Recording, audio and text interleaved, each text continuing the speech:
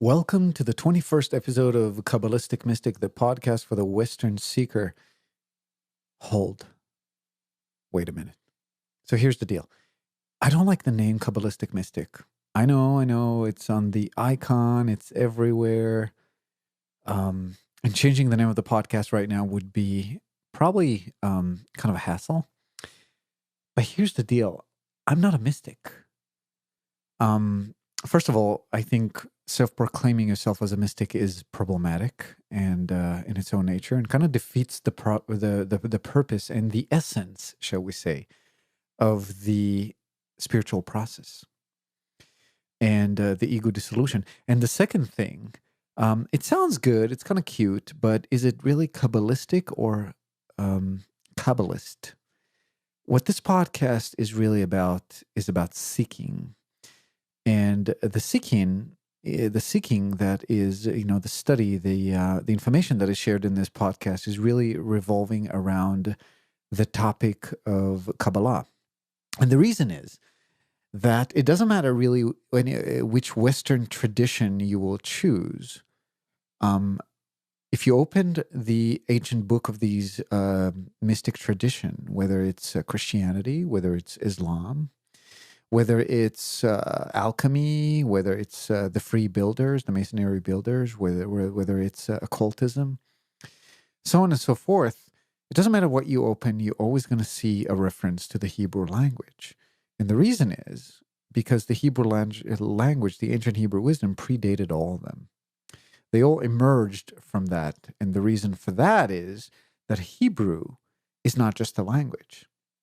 It's a map of human consciousness evolution. It's a map of enlightenment, of awakening. And that is the topic of this podcast. What we're doing here is we're investigating the world of the seeker from the perspective of the Western traditions. And so in the next few weeks, I'm going to find a new name for this podcast. It's probably going to stay very similar, something that rings a little less cutesy. I do like the way Kabbalistic Mystic sounds. It really works well, but maybe the Kabbalist Seeker or something a little, unfortunately, more boring. But maybe you have an idea. So if you do, let me know. And in the meanwhile, let's dive into this 21st episode, which comes after a fairly long time for me to do one. As you can tell, I'm having kind of an identity crisis with this whole podcast thing, but I do love it. I do love you, my listeners. I heard from some of you, and I love the fact that you're still listening, and the podcast is still being downloaded, and I do want to continue doing it. I have some really cool episodes coming up, like Armageddon, in which we're going to investigate the prophecy of doomsday through the various traditions in the East and the West.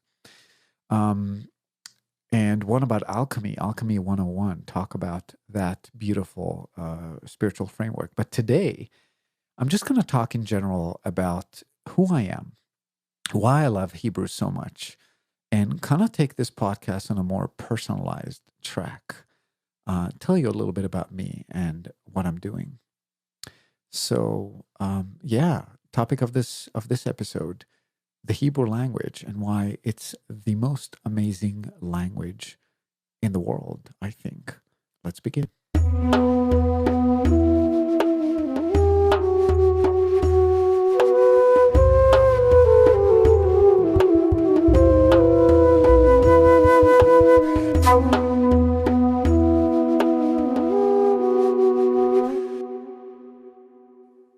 I want to start with a story.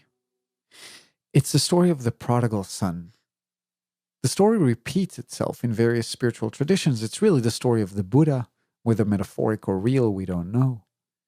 It's a story of that is described in the New Testament, in the Bible in many cases, the story of Joseph. It's the story of a son that leaves the father. And in our story, the son is a prince. And he leaves the palace because he feels like something is wrong with life in the palace. He wants to explore, he wants to see, he wants to really understand life. He decides that whatever his father taught him is not really true, doesn't ring a bell. Something doesn't quite jive. The way in which he has to live in the palace does not resonate vibrationally with him, with who he is, and he must go and find the truth. And so he leaves, and he goes, and he leaves everything behind, the traditions, everything his father taught him, the ways in which he grew up. He is no longer a believer in the path bestowed on him by his father. He's also leaving the mother. His mother is the queen. His father is the king. They hold the key to the kingdom. Nobody knows he's a prince. He himself forgets that he's a prince. And he goes through it. He sees life. He experiences life. He wanted to, and he gets it. He is being dragged through the muck, through the mud, through the underbelly of humanity.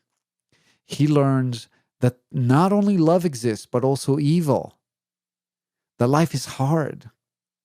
He knows what it is to be hungry, to be thirsty, to be in pain, to be in war, in femish. And at some point, he wants to go back to the Father. He wants to transform. What he really wants is enlightenment. He wants to become the light. He wants to learn. He wants to know his Father yet again. But how do you go back to the palace? Now, there's a way that these things work. You can't just go and speak to the king and the queen. The person who really controls the land is the queen. She decides how it's all going to be. She is the rule maker. Just like in the house, the woman decides how it's going to go down, and the man is the one executes. Same goes in our story. The queen is the real decision maker, but to speak to the queen, you must go to the king. Nobody can speak to the queen directly but the king. And so the son wants to reconnect with his mother, wants to reconnect with his father. And therefore he starts searching. And one day, he contacts his father. He gets back to the palace. And he goes in front of the father, who of course recognized his prodigal son. And he says to the father, I get it. I've seen it all. And now I understand everything that you've taught me. I am your servant. Do with me as you wish. And the father, who remained in the palace with the other son, who never left and never studied and never got away from what the father was trying to teach, realizes that this son that went away, that defied him, that came back, is the one that is worthy for the crown. And he lets him ask whatever he wants from the queen through him. And the son gets the kingdom. Now that is the story of the prodigal son. And we'll go back to this story in just a few. But first, a little bit about my childhood.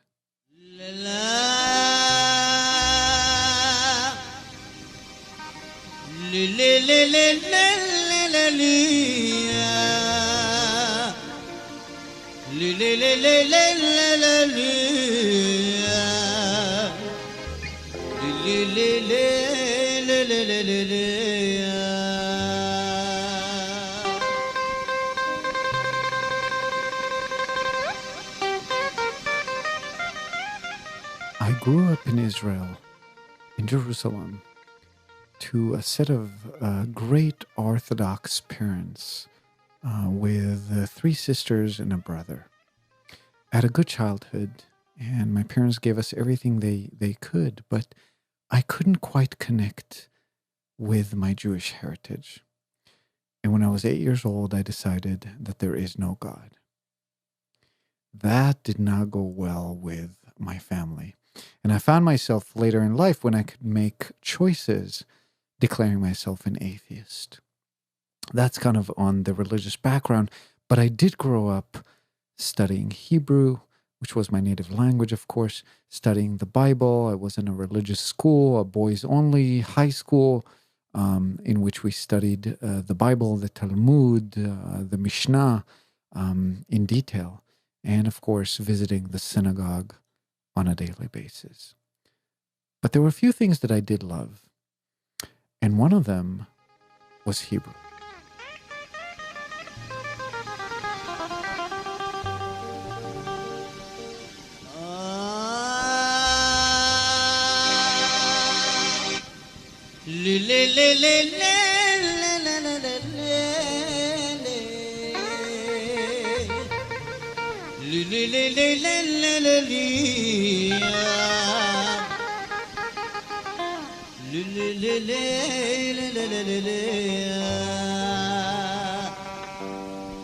עוד יום יבוא ונשתה יחדיו לחיים בעיר ציון היפה ירושלים וכשהיום יבוא יונה תעוף גבוה ושוב הזמר אל ביתו כולנו נזמר אותו.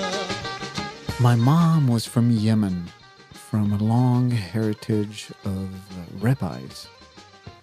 My father was from Iraq, from a heritage of woodworkers and people of trade. And some of them work with stone. And I grew up as an intellectual in the sense that I was a very weak kid. I was suffering from a lot of illnesses. And therefore, I was really focused on books, on reading.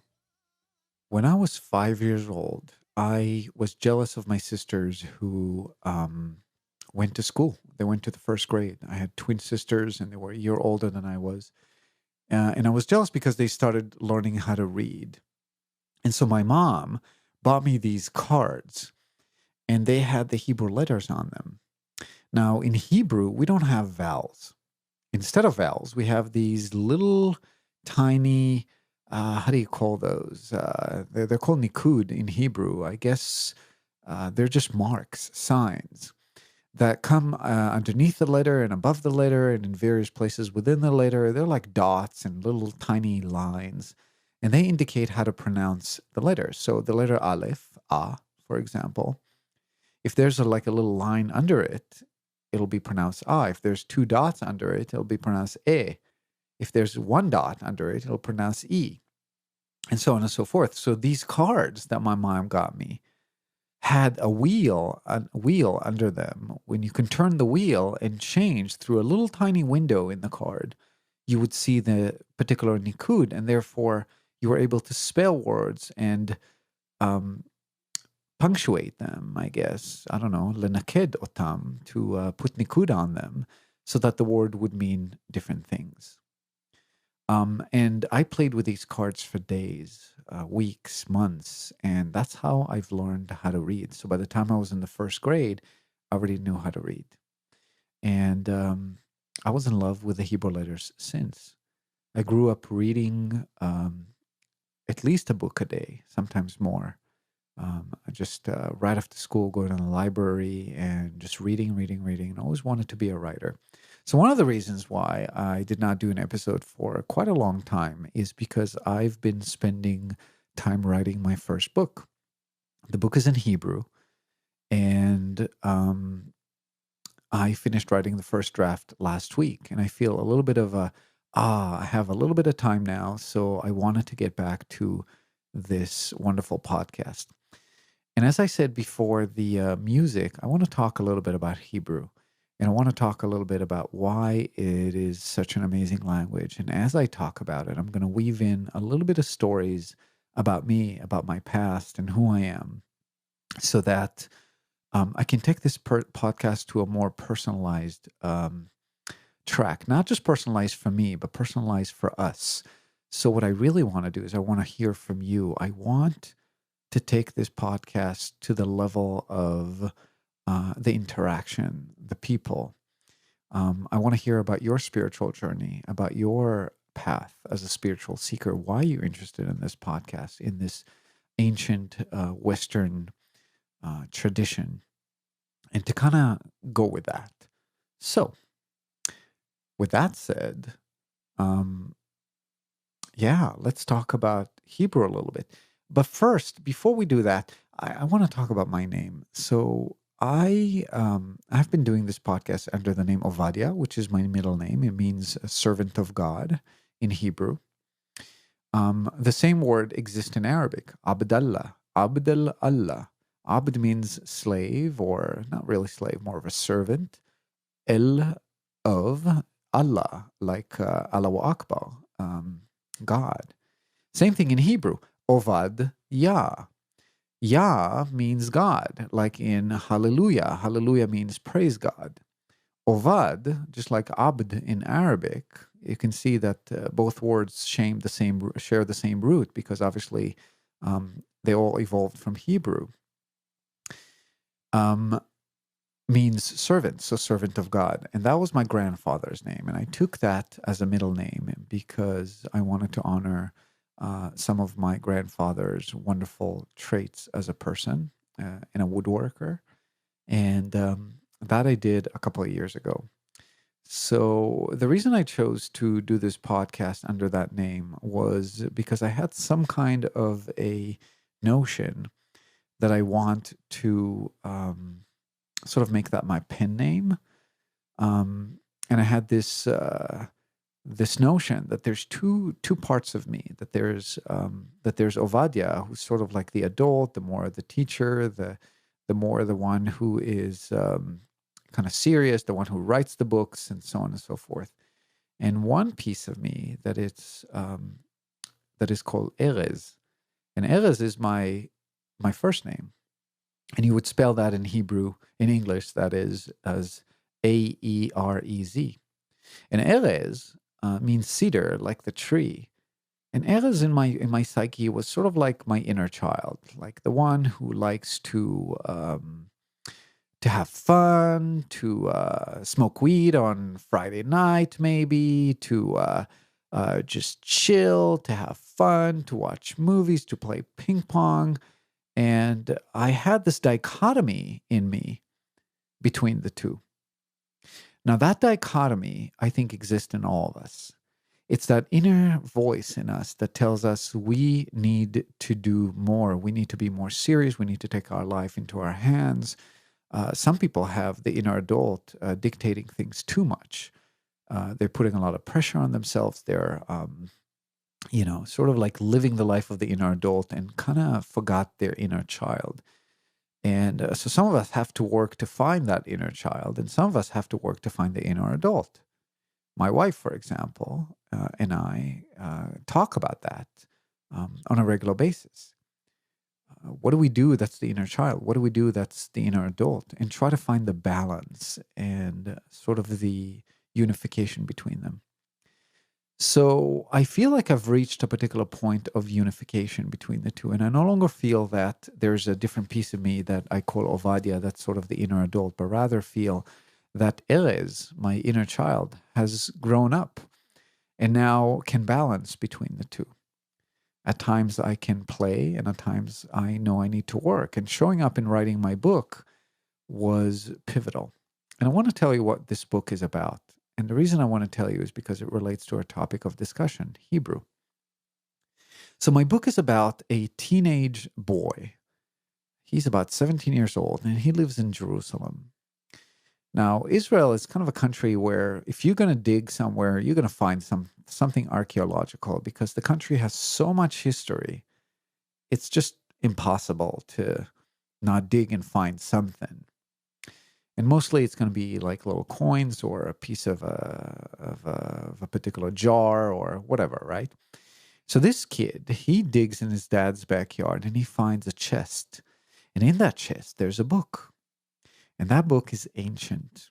Turns out it's probably the first book ever made into a book. It is 2,000 years old. It is a book that was written in the time where Rabbi Yoshua ben Yosef, that is later renamed by the church Jesus, has lived. It's written a part in Aramaic, a part in Hebrew. It was written shortly after the temple was destroyed, the Jewish temple. And then the kid realizes that a lot of people are looking for the book. They knew the book existed, but didn't know where it was. And so the novel is about him trying to protect the book from all the people who wants to put their hands on it. The rabbis wants to destroy the book. The art collectors, the book collectors want to just grab it to themselves, and so on and so forth. There's all these parties who are really interested in the book, and he has to protect it. And in the meanwhile, he finds this old man who becomes his mentor and tells him the secrets in the book. And those secrets are the secrets of the Hebrew letters. How Hebrew is a map of human consciousness, how Hebrew is a map of the universe, really, of creation. How the letters show the path of enlightenment, the laws of consciousness that operate through us, the structure of consciousness. And he studies. There's also a girl, of course, and an ego dissolution. And so the book is really a hero's journey of three people: the child, the old man, and the villain. And we see the hero's journey in each and every one of them. The hero's journey is different for each and every one of them. And really, in a sense, all three are the same person. The book is a metaphor about the psyche, that we all have a shadow, that we all have a part of us that is the good side, and that we all have a part of us that is the enlightened one, and therefore the three individuals. And we all have, obviously, the subconscious, which is the feminine side of us, which is really the women that are truly the operators, the ones who are moving the body, so to speak, and engaging these men on their adventures. They're really in control, these women. The girlfriend of the young boy, the girlfriend of the villain, his fiancée, I guess, and the dead wife the long dead wife of the old man. So that's my book. It's called Torat HaOtiyot. Maybe that's kind of a code name right now. It kind of morphed.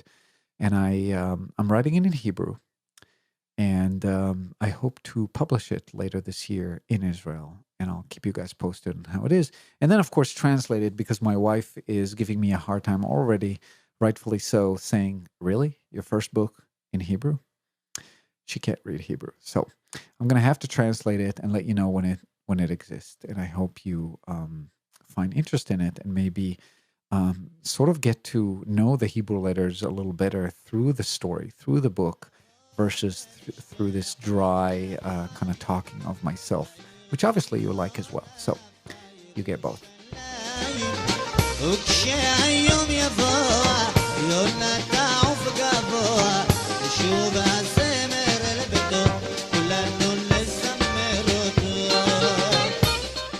Now, I want to talk about Hebrew. I want to go back to the Hebrew language. I want to tell you why I'm so fascinated by it. And I'll start with an anecdote.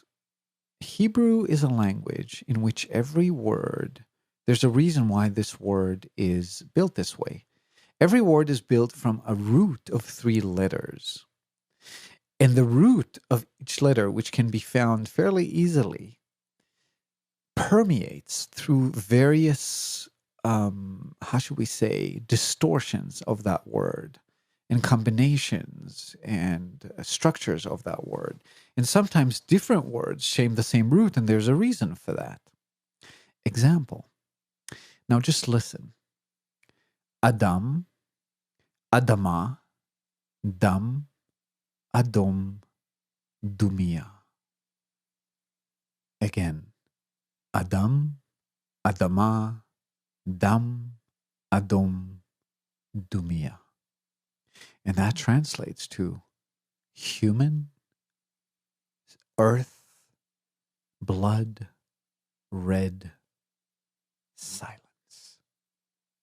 And so you see there's a story in these words. They're all related to each other. The word blood relates to human, relates to soil, relates to silence. When you're dead, there is no more. Hebrew is a language where particular nouns are made of 2 different words sometimes to indicate what they mean. For example, kelev, dog, is made out of the words kol lev, all heart, because a dog is always loving. That's all a dog knows how to do, to love. Kol lev. So you have all these words that mean something, and through their meaning, you can find their root, and other words are structured in the same way. Now, various words, well, let's take a step back. Every letter has a numerical value. And the numerical value of particular words, because every word has its own numerical value, sometimes means something. Like, for example, pregnancy. The word from pregnancy, herayon in Hebrew, the gematria, as they call it, the total value of the letters' numbers is 271, which is the average days in a woman's pregnancy.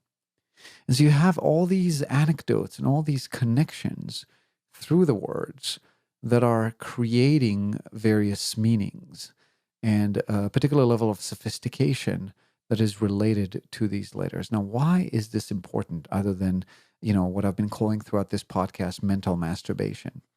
Well, because through these numbers and through these values that each letter holds, we can understand the structure of creation. Every letter stands for many, many different things. And to understand what that means and how it's structured, let's go back to the ancient Hebrew. The Hebrew that we know today was constructed around the time of Christ. That is about 2,000 years ago. It is based on Aramaic, and therefore the letters are very structured. They're very rectangular. And every letter has a pictorial meaning. So let's take a step back and talk about the ancient letters. The ancient letters were actually pictures. For example, the first letter, Aleph, was a picture of the head of an ox. Ox being the strongest animal, that was the indication where that's the first letter, the head. Okay? Now, the second letter, Bet, was a picture of a tent, like a triangle with a line on top. That picture, that particular word, bait, means house. And so you have a letter that means the head of an ox, and you have a letter that means bait, like some kind of a home. And the word dad, father, is av. It's made out of these two letters, aleph and bet, because it's essentially the head of the ox in the tent, that is the head of the house. And so you can see that there were all these pictures, and the pictures that came together made words.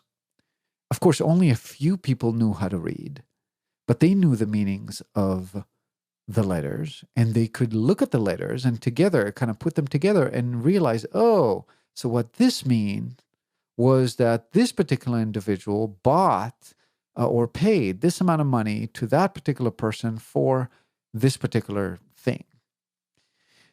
But there was another layer to the letters.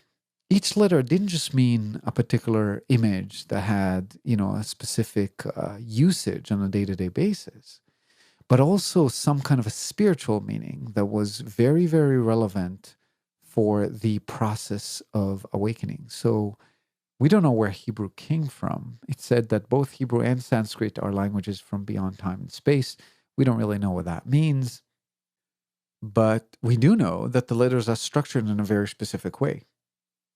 3 of the letters indicate 3 elements out of which everything is made. 7 of the letters indicate 7 dichotomies in our consciousness, in our state of consciousness, that make our experience happen. They're called the double letters. Okay, the first 3 were called the mother letters. These are the elements. And then there's the double letters. They also stand for the 7 planets. And 12 of the letters, they're called the simple letters, stand for many different things, including 12 particular organs that are responsible to animate us. 6 of them are voluntary organs, 6 are involuntary organs. That is, 6 are masculine, 6 are feminine. They stand for the 12 zodiac signs, for the For the music notes, 12 because it's 7 notes and 5 half notes. For the 7 colors, again, 7 full colors and 5 half colors. And for many, many different things. Also, you can divide the letters in a different form. You can say that the letters, and I know I'm repeating stuff from previous episodes, but bear with me. 7 of the letters indicate the 7 pieces of consciousness. It's actually 5 pieces and then 2 ways in which these 5 pieces interact and get to a particular union. 7 other letters, the 7 middle letters, are the 7 laws of consciousness, how consciousness manifests itself within us through these 7 laws. And the last 7 letters are the 7 stages of enlightenment, 7 stages of awakening and then enlightenment. And then there's one more letter, of course, because there's 22, and that's the potentiator. That's essentially the sum of all other letters. That is you, the seeker, who is at any point in time is a representation of some kind of a balance between the lowest and the highest form of each letter. The lowest being the expressed through the ego, the unconscious, the dark, the shadow side, and the highest being pure light, the divine manifestation of that particular letter operating within you. So it means that each and every one of us have the 22 Hebrew letters work through us at any given time. And so that becomes really, really interesting. What does my name mean? It's made out of 3 letters, Aleph, Resh, and Zayin. The first one, Aleph, indicates me or you or a particular state of consciousness that is manifested, that is essentially incarnated in the world. The second one, Resh, indicates the sun. That's the letter that is the letter that indicates the sun, the sunlight coming down to the earth to animate the spirit. And the third one is Zayin, that indicates the lovers, essentially the masculine and the feminine mind united. And so it doesn't matter what your name is, one can review the letters and one can do a numerology reading, which a lot of people in Jewish history have been doing, and explain what your name means from a numerology perspective. It can be translated from the perspective of the letters and what kind of archetypes you have in your name from both the zodiac sign perspective or the tarot, or just from the particular stages of enlightenment or particular laws of the universe, that is from the map of consciousness. What does your name contain? And so on and so forth. So there's a lot of hidden meaning in these things when it comes to Hebrew. Hebrew is a vibrational language. That is, the letters themselves, and that's very hard for me to explain, and I can't quite do a good job doing that, but I'll give it a shot. My wife kind of gets it. She says she feels it, but she, I still don't have an easy time explaining it to her. And I think that you have to really know both languages to understand it. It means that I speak English fairly fluently, and each word has its own feel. But in Hebrew, there is a dramatic vibratory meaning to the letter. That is, the letter itself vibrates with the creation itself to indicate the, how should we say, the spiritual, if you will, with a lack of a better word, or maybe the ethereal, the more non-tangible sense of the word. So, for example, the word ahava means love. It vibrates how love feels. So when you say love, it's not just a word. You say ahava in Hebrew. It's almost hard to say ahava without feeling ahava. It's almost hard to say roa without feeling roa, which means evil. It's like that in English a little bit, but I find, as a speaker of both languages, that it's a lot more palpable and deep in Hebrew. And that's because Hebrew is a vibratory language, sort of like Sanskrit. the meaning of the letters, the indications, the meaning of the words. It's sort of like ingrained into the vibration of them being announced and pronounced into the world. And therefore there is a resonance, something that happens in the body when that word is being spoken into life. Another thing I want to tell you about Hebrew is about the pronunciation of the various letters. So every language has a particular emphasis on a specific part of the mouth. For example, I don't know how to speak, I don't even know the name of the language that they speak in India, but it's very, the English language is they're speaking like this. And when you speak like you're an Indian, you put your tongue in the top of your mouth a little bit and more like in the front of the mouth. And when you do that, you realize that, oh yeah, when Indian people speak, it's more at the top of the mouth, in the chech. I don't know how you call it in English. That's a good question. In Hebrew, it's chech, which is at the top of the mouth. Some other languages, like Arabic, are more throaty languages. A lot of the sound it's being stopped at the throat, and so it's a throaty language, right? I'm sure a language expert will know all the real terms for that. And so each language has sort of like this emphasis on the place in the mouth in which it's pronounced. Well, Hebrew, being a kind of a map of creation itself, explaining to us how creation came about, obviously will also have something to tell us about the pronunciation of letters in the various places in the mouth in which they're pronounced. And it does. It tells us that there's 5 areas in the mouth that letters can be pronounced from. 1 in the throat, 1 in the top of the mouth, 1 in the tongue, 1 in the teeth, and 1 in the lips. Yeah, I got that right. And Hebrew is divided to these 5 places. So it's really the only language that exists that is a union of all these 5 places. So when you speak Hebrew, you are literally operating all those parts of the mouth. And that's why it's hard for people who didn't speak Hebrew to learn Hebrew a little bit, because they have to practice different parts of the mouth that are usually not being spoken. So when we talk about the Hebrew letters, the throaty letters are Aleph, Het, He, and Ain. You can hear, if you repeat me, Aleph, Het, just repeat every letter, and you're going to feel where it comes from. Let's do it again. Let's start. This is the throaty letters. Aleph, Het, He, Ain. All these come from the throat. Now, the next 4 letters come from the top of the mouth. Gimel, Yod, Kaf, Kuf, Chaf. That comes from the top of the throat.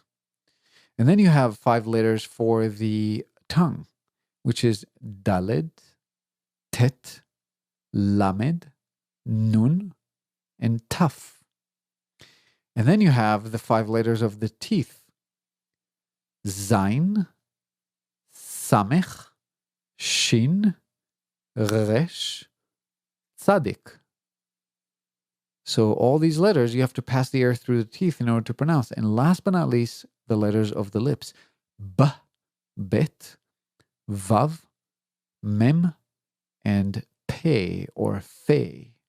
These are the letters of the lip. And then you have to really be speaking from all these different parts of the mouth in order to speak Hebrew. Now, how do we know all this?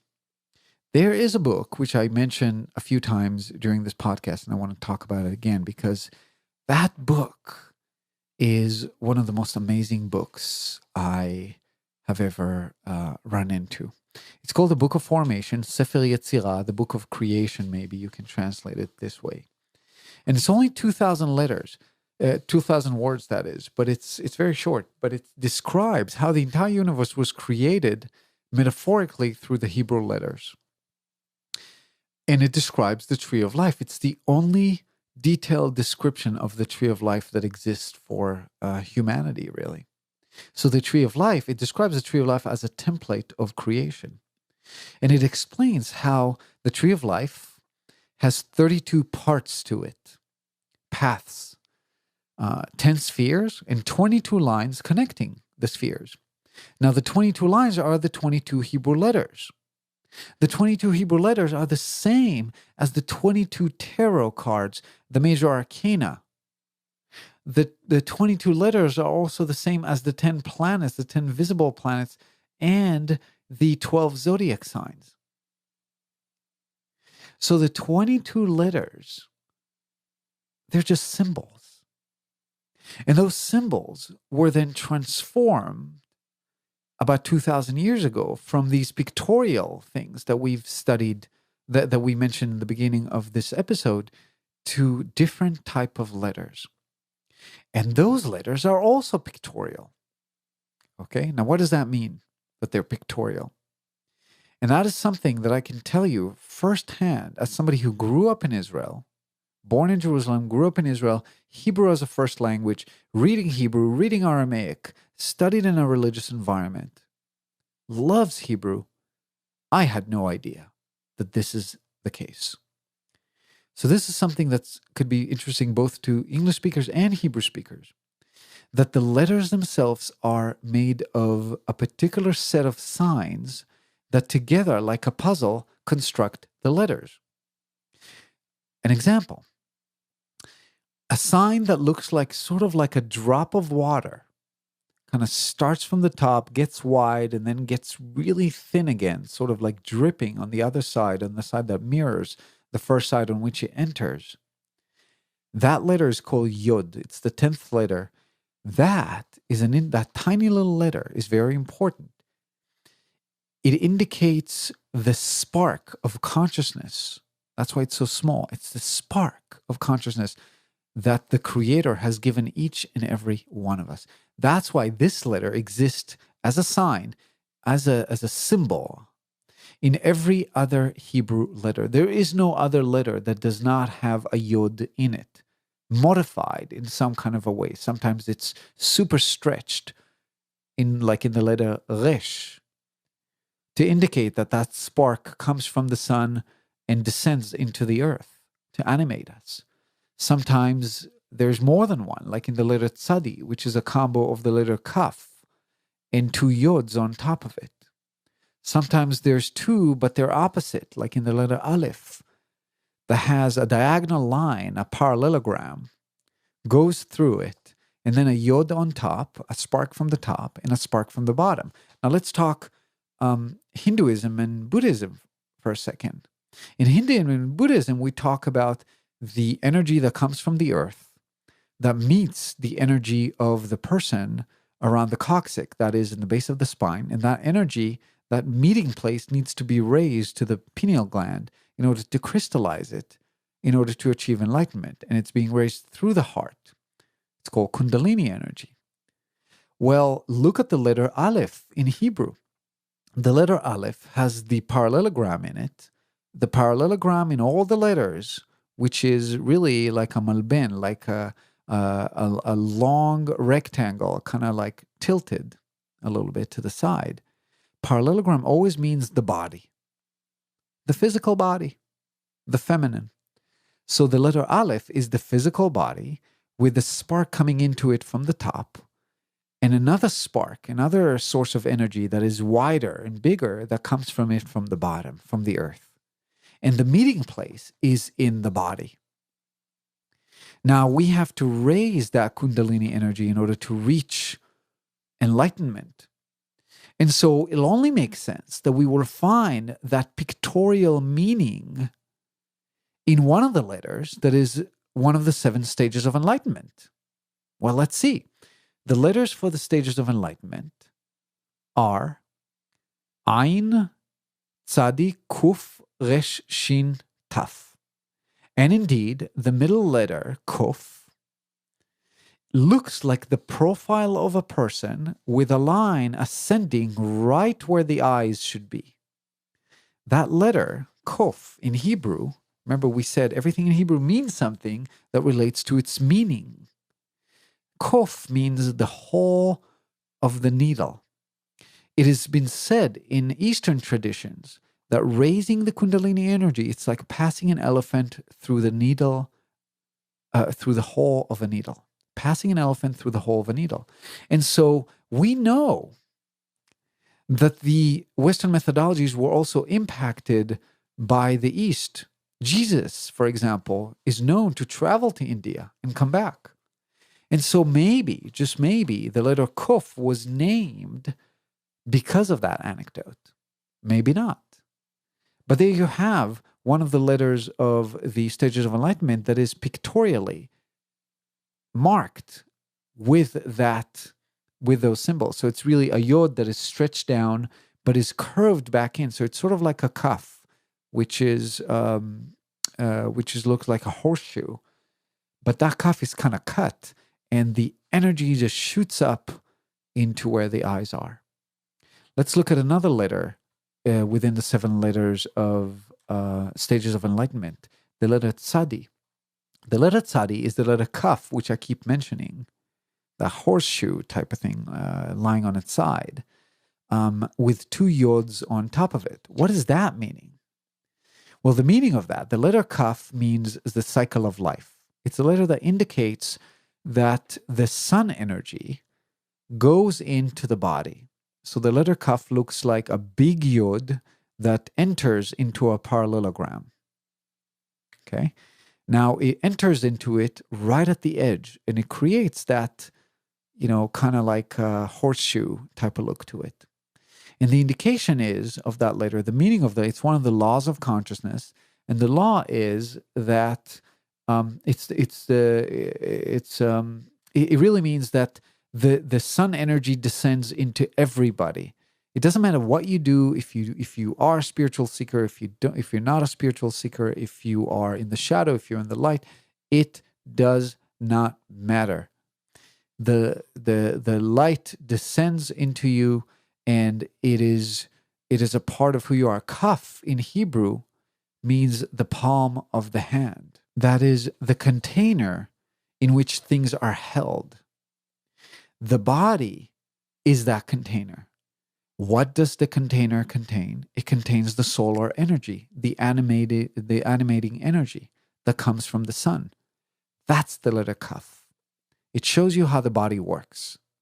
Now, the letter tzadi, which as we said before is one of the letters that indicates one of the stages of enlightenment, is a letter that means, it's really the letter that stands for meditation. That is for the transformation of the mind. The letter kuf that we indicated before is the transformation of the body, is the raising the Kundalini energy to transform the pineal gland. It's a very physical process. That energy is very powerful. For anybody who ever felt that, it feels like a jolt of energy you would not believe passing through the body. It is very intense. The letter tzadi is the transformation of the mind. It is not about the physical sensation. It is about transforming the mind and bringing the mind into unity of the masculine and feminine. That is silencing the mind. It's making the conscious mind submissive to the subconscious mind, therefore in silence. That's the purpose of meditation. Focus on one thing, unity. In that state of unity, there are no thoughts, because the thoughts are a product of the masculine mind. In that state of unity, there is listening. The phone line is open. Okay? It's like a phone line. You want to hear from your higher self, but you can't because you keep talking on the phone. You have to be silent. Your mind has to be clear. That's why we learn how to meditate. In the Book of Formation, meditation is mentioned. There is one section that talks about meditation. It says, stop your heart from running around, from thinking. And if it runs around, bring it back to place. And it says, there's a covenant on this particular piece. That is to say, you cannot continue to the next level of the spiritual journey without that. Meditation is key. It is the key. It is the key, as described in the Song of Songs. For the key to open for the feminine to meet the masculine, she must open the lock, it says in the Song of Song. וכפיימו ואצבעותיימו נוטף על כפי המנעול. נוטף על חור המנעול. So that is key. The letter tzadik is the letter kaf, as we said before, which is the body animated by the solar energy, with two yods on top. The two yods indicate the masculine and the feminine pieces of our consciousness. The feminine spark, the masculine spark. Okay? So you can see, and I'm not going to continue, but you can see that the Hebrew letter is pictorial. And once you start learning the meanings of the pictures, and you start seeing the letters are as pictures, you start realizing that there's a message behind every letter. And there's a reason why they're structured this way. And you can explore that and understand. Like, for example, everywhere with the letter Vav, which looks like a thin yod, but extends all the way down, is the higher self. And so there's a story. And so now that we got to know the Hebrew language through its various faces, the pictorial face, the map of human consciousness, its reflection of astrology, the way it's building the tree of life through the 22 connections, the various uniqueness, the various pieces that make the language unique compared to other languages, and the way it's being pronounced, the various parts of the mouth, in the way that all the words mean something, in its numerology, so on and so forth. I want to talk about the story of the prodigal son. I want to go back to that story because that story is being told within the letters. The letter Aleph that we mentioned before is you. You are the prodigal son. You have left your father's kingdom and have descended to the land, that is, to this incarnation, to the earth. You don't even remember you're a prince. And whether you're a female or a male, it does not matter. You are the prince. But there's a catch. To go back to the palace, to speak to the father, you must do it through the body. The body is a manifestation of the queen. When you came here, you got two things. You got consciousness that is divided into the masculine and feminine, of course. And you got this body. The body is a manifestation of your feminine side of the consciousness, which you got from the queen. Your thinking mind, your conscious mind, your thoughts is what you got from the king. It's the knowledge. It's the ability to understand, to explore, to choose. If you want to go back to the palace and see the letter Vav, the father, the higher self, you must speak through the body, which is indicated by the letter Dalet, which means door. You must walk through the door. You must open that door. And that's why in yoga, asana is so important, the work of the body. In Ashtanga, for example, a particular form of yoga, their motto is 99% practice, 1% methodology, because they know that the body is the door to ascend back to the Father. And so you go to Dalit, which means door, the body. You learn the ways of the body, and you practice and you evolve your conscious mind. Your conscious mind is being indicated by the letter He, which is right next to the letter Dalet, another piece of your consciousness. And when you get to a union between the two, between your body and your mind, a mind-body yoking, which means yoga, that's what yoga means, a yoking of the mind and the body, you can ascend to the Father. What happens then is that your higher self becomes your operator. You learn to communicate with your higher self through the body, through the door, which is done through your intuition. The higher self cannot just talk to you.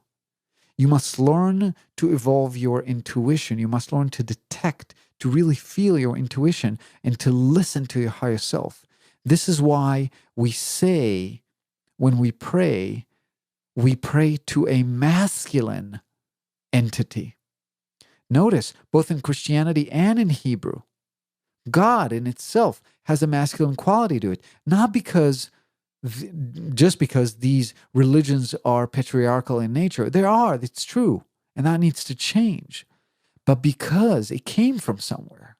Why did it become patriarchal? Because the element of consciousness to which you are praying is not the queen.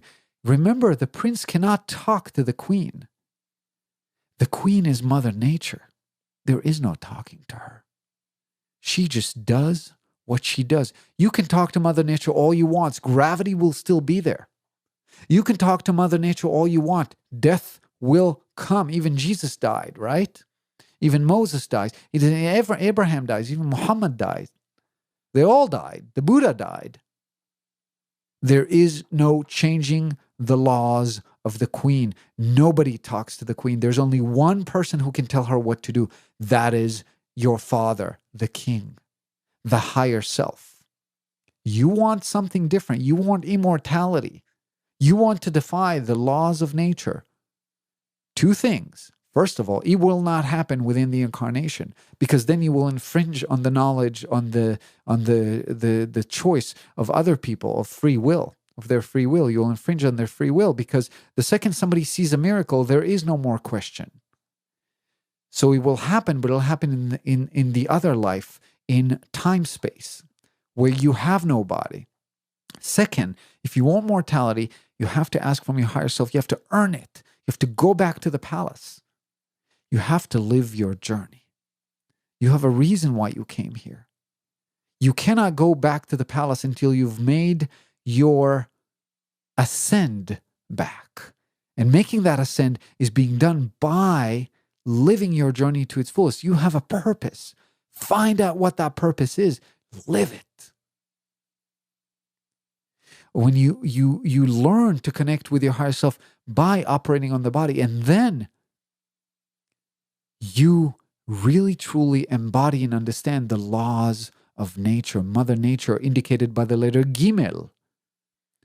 The letter Gimel, Daled, and Hey are right next to each other in the Hebrew language. It starts Aleph, which is you, Bet, which is the house, the body, Gimel, which is Mother Nature, the Holy Spirit in Christianity, Daled, which is the door, which is the subconscious mind. That's your door through meditation to your higher self. Hey, which is the conscious mind, which we must become subservient to the subconscious. And Vav, that's the sixth letter, which is the higher self. These are the 5 pieces of consciousness. It's really 4 pieces with you. There's also another piece called the subjective mind. Not going to go into it right now, but it's essentially the way the laws of Mother Nature, the laws of the Queen operate through you. That's how you feel gravity. This reality is an illusion. How do you feel gravity? You feel it because this is the part of your consciousness that you don't need to think to feel gravity. It just is. A baby that was just born feels gravity in the second it's being placed in his mother's lap. He feels the pressure while sucking on her breasts for milk, because that's the piece he's getting from the Queen. There are the laws of nature operating through you. They're coming from the earth, from the Yod that joins the Aleph from the bottom. That's the bottom Yod, remember? Connecting into the body, the parallelogram from the bottom. And yet your conscious mind is the other Yod that comes from the top, and you're free to do whatever you want with it. Right now, you're choosing to listen to this podcast, to learn, to study. You're taking a step back towards the Father. In Christianity, we have the Son, the Father, and the Holy Spirit, the triangle. What is that triangle? It is you, the Prince, the Son, the prodigal Son, that needs to become a servant of the higher self, the Father, so that the union between the Father and the Holy Spirit will work through you. Jesus explained it in his words. The Father and I are one. And therefore, that Trinity exist in each and every one of us. That Trinity is indicated in Judaism as the three angles of the triangles that make the Star of David. The Star of David is really two triangles, one going up, one going down, meeting right smack in the middle. The triangle that goes down, each triangle indicates this Holy Trinity of the Father, the Son, and the Holy Spirit. The story that we have, the story of creation, the story of the story that you're living right here, right now. One triangle ascends up, which indicates the energy that is coming up from the earth that is animating you through the laws of nature. That is the bottom yud on the aleph. And the second triangle goes down. That is the yud that comes from the top. Together they make the Star of David. All religions and spiritual systems share the same root.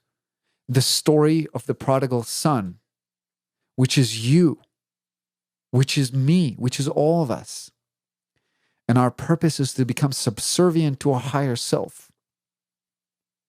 You want to learn what it is to become subservient? Go to Islam. Islam would teach you how to be subservient. It is not easy. You want to learn the ways of love? Go to Christianity. You want to learn the map? Go to Judaism. You want to learn the body? Go to Hinduism. You want to learn the mind? Go to Buddhism. Submit yourself to no teacher unless that teacher is enlightened. How do you know that teacher is enlightened? He shines light. You feel it. The Dalai Lama walks into a room. You feel the Dalai Lama. Amma walks into a room. You feel Amma. I'm sure that was the case when Gandhi walked into a room. I'm sure that was the case where Yeshua ben Yosef, Jesus, walked into a room or a tent or a cabin or a shack or whatever existed in those times. It is your path as well if you're so choose. The higher self can animate you. It can write the most amazing books through you, or paint the most amazing paintings through you, or make the most amazing speeches. The way the higher self will operate through you is different for each and every person because the hero's journey was written differently for each and every one of us. It is our job to live it, not to figure out what it is. The second you find yourself, you lose yourself. And the second you lose yourself, you have the opportunity to find yourself. Lose yourself. Allow your higher self animate itself through you. It is not an easy thing to do, but it's possible through practice every day.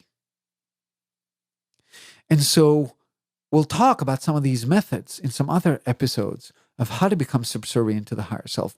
But I want to go back to this particular point because I did not know how to pray.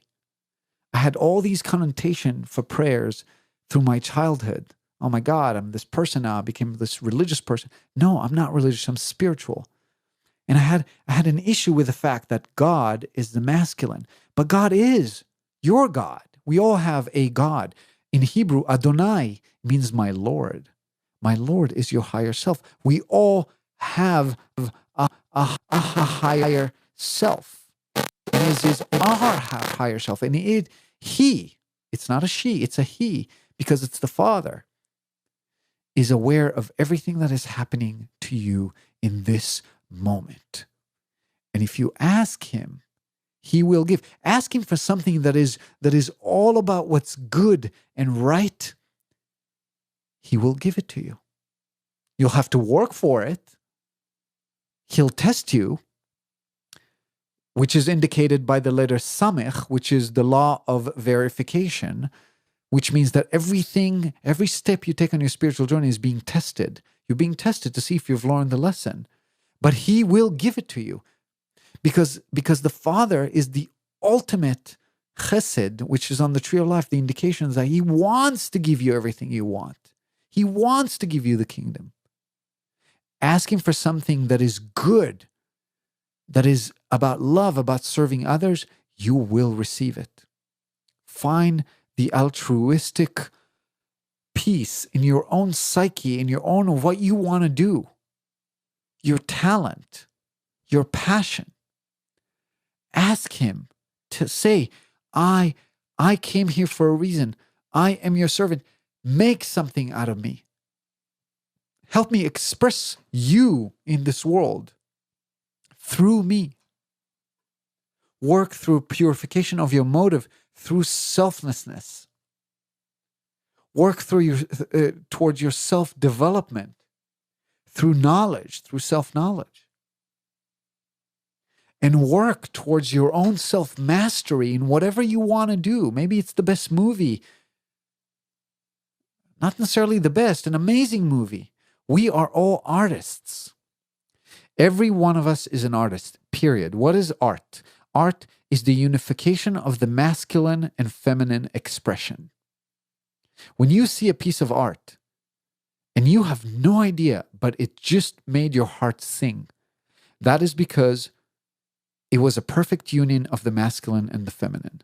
When you see a piece of art that is so abstract that you just can't quite get it, it's because there's too much feminine in it and not enough masculine. When you see a piece of art that is absolutely unbelievable drawing of a person or a scenery, it's amazing. It's like somebody took a picture. You can appreciate the mastery, but maybe the art is lacking. There's no abstract. It's all masculine.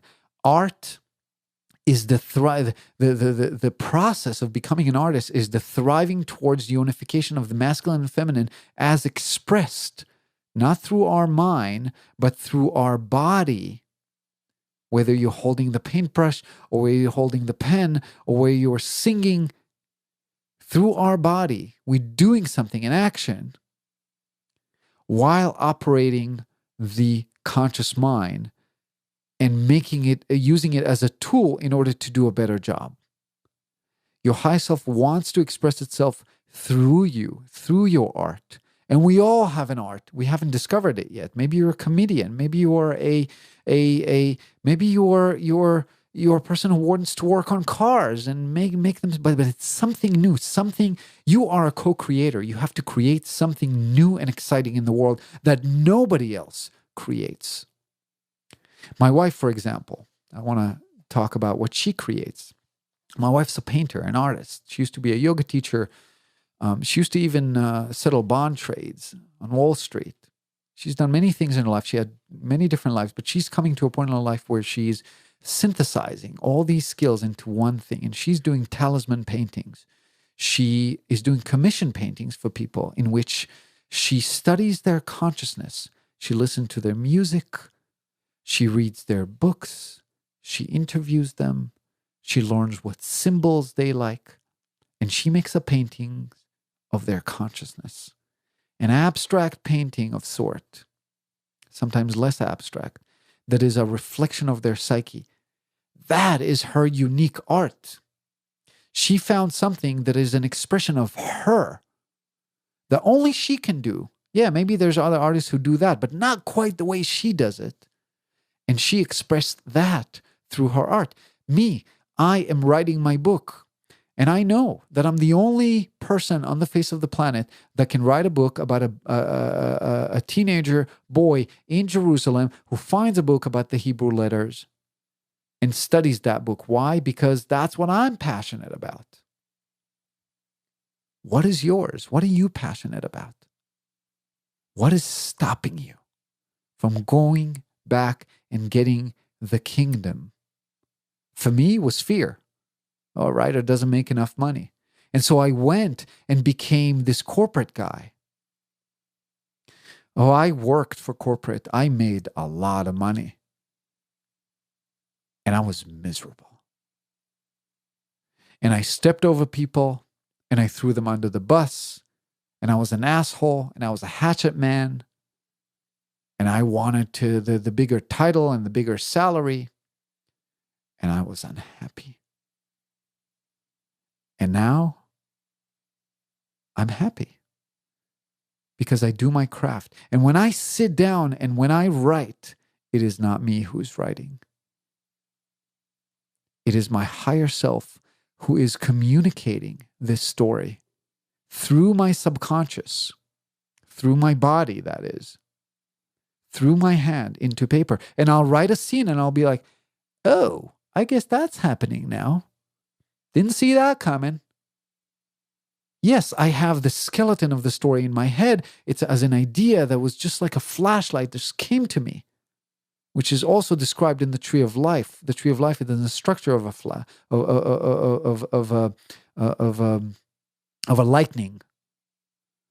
That's how it comes to us. It's this thought that's not really a thought, because it's not a thought that's started by our conscious mind. It's just appeared like out of nowhere.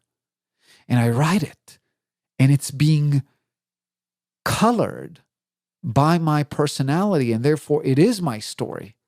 And personality is very important, very different than the ego. Our personality stays even after the ego is being disillusioned, because our personality is that thread that stitches everything that we do in its color. It allows us to express ourselves uniquely in this world. That's what makes us us. That, my friend, is the essence of the spiritual journey. Self-expression through your subconscious of your higher self. What is your higher self? It is not a different entity than you are. It is not this God who sits up there and judges you. It is you, but it is your higher you.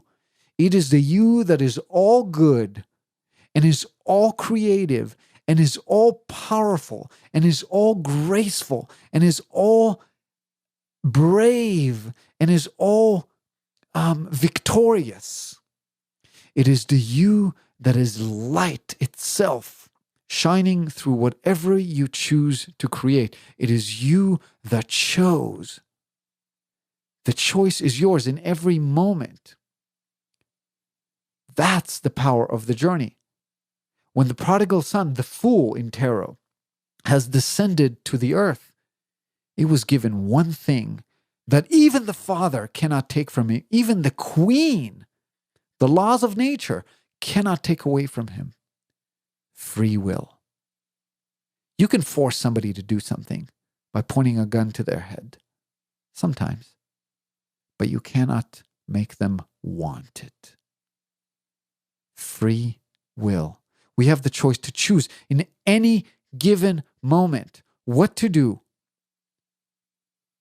when we have to deny somebody to enter the country because of a presidential order, when we want to write a book but we're afraid to do it because we think, oh no, I don't have time for this, when we can teach our child something but don't, when we behave towards people we love with anger.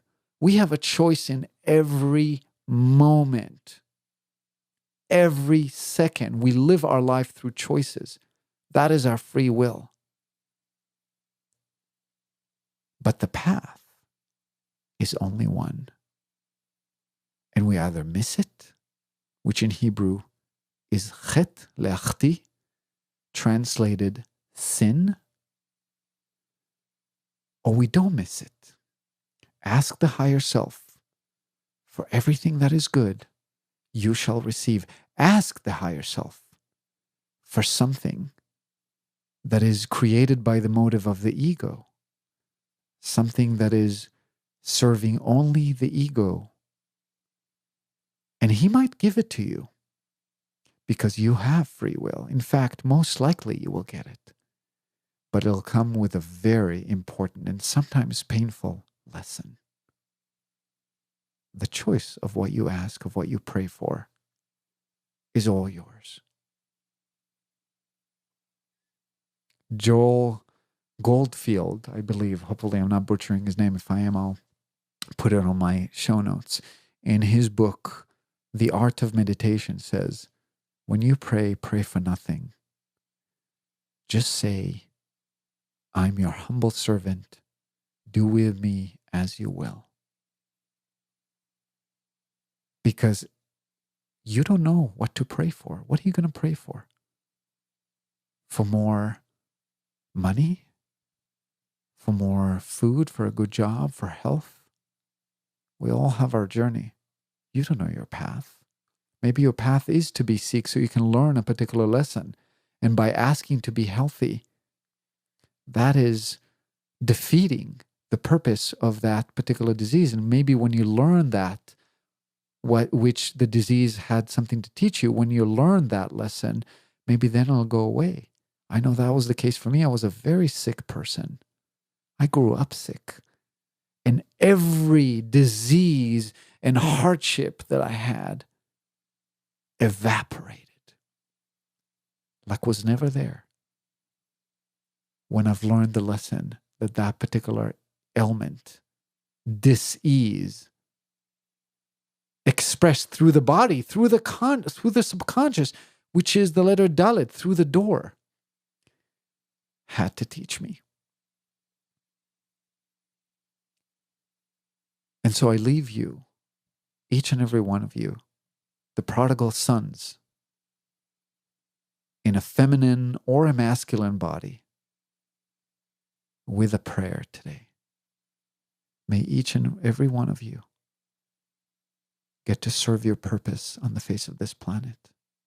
May you thrive and grow as the light, as the seed of light that you are, and shine that particular light through the unique color of your own personality in the world through creative expression. And may that creative expression vibrates and reverberate through creation, so that when you are rejoining with your higher self, he will sit you on his lap right next to the queen and say, my son, my daughter, you're back.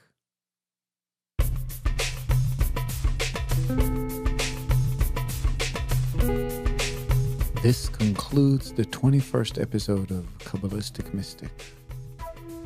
We heard music by a Yemenite Israeli singer who, to my mom, used to listen all the time when I was growing up. His name is Zohar Argov. He's long dead, but was very famous at a time. And the song is called Od Yom Yavo, A Day Will Come.